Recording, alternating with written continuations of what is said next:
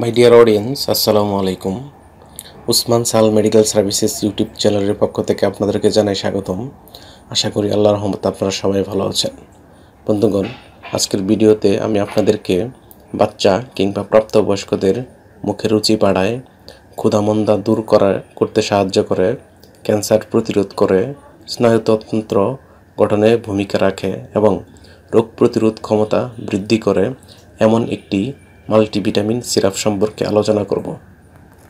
পাশাপাশি সিরাপটির দাম, গ্রুপ বা জেনেরিক নাম, প্রস্তুতকারক কোম্পানির নাম, খাওয়ার নিয়ম এবং এর সাইড এফেক্টস বা পার্শ্ব প্রতিক্রিয়া সম্পর্কে কিছু তথ্য জানার চেষ্টা করব। তবে ভিডিওটি শুরু করার আগে আপনাদের প্রতি অনুরোধ, আপনি যদি আমার চ্যানেলে নতুন হয়ে থাকেন তাহলে অবশ্যই চ্যানেলটি সাবস্ক্রাইব করে নতুন নতুন ভিডিও পেতে লাইক, কমেন্টস এবং শেয়ার করবেন।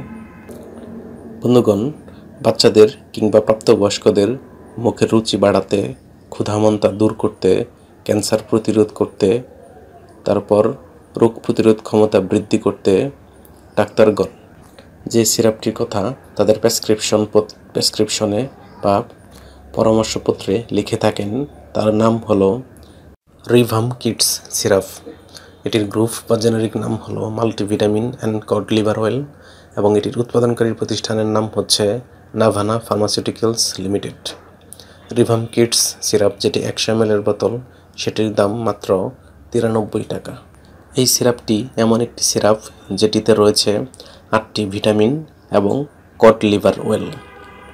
এটি খাওয়ার নিয়ম হচ্ছে 1 মাস থেকে 12 মাস বয়সী শিশুদের ক্ষেত্রে প্রতিদিন দিনে একবার 2.5 মিলি করে বা হাফ চা চামচ করে খাওয়াতে পারবেন।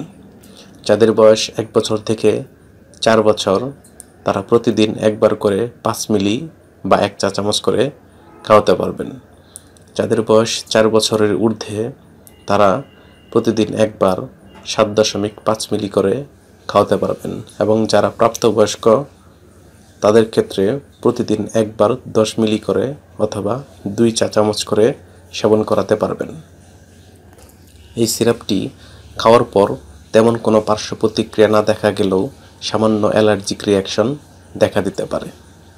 গর্ভাবস্থা এবং স্তন্যদানকালীন সময়ে এই সিরাপটি খাওয়া যাবে কিনা সে বিষয়ে পরামর্শ অবশ্যই রেজিস্টার্ড চিকিৎসকের অনুযায়ী নিতে হবে, অর্থাৎ চিকিৎসকের পরামর্শ ব্যতীত কোনো ঔষধ বা সিরাপ খাওয়া যাবে না। এই সিরাপটি আলো ও তাপ থেকে দূরে ঠান্ডা এবং শুষ্ক স্থান রাখতে হবে এবং অবশ্যই শিশুদের হাতের নাগালের বাইরে রাখতে হবে। ধন্যবাদ।